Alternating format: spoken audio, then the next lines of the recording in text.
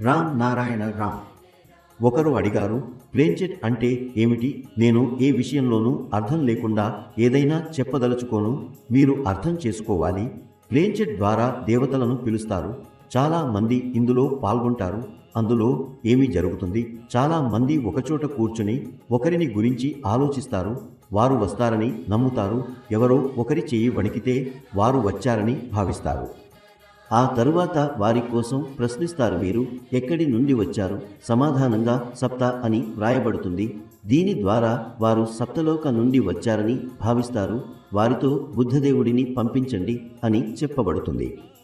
కొంతసేపు ఎవరినైనా గుర్తు చేసినంత మాత్రాన వారు రావచ్చు అంటే, దుఃఖంలో మునిగిన తల్లిదండ్రులు ఏడిస్తే ఏమవుతుందో ఊహించండి. నిజంగా అలా అయితే దెయ్యాల బాధల నుండి ఎవరూ తప్పించుకోలేరు. తల్లిదండ్రులు లేదా పిల్లలు ఏడిస్తే మరణించిన వారి ఆత్మలు వెంటనే వచ్చి అల్లరి చేయగలవు.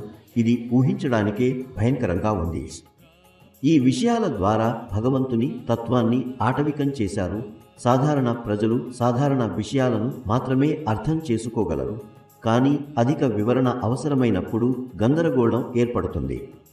ఒక నిజమైన ఆధ్యాత్మిక సాధన ఎటువంటి వివరణ అవసరం లేకుండా అంతర్గతంగా అర్థం చేసుకునేలా ఉండాలి.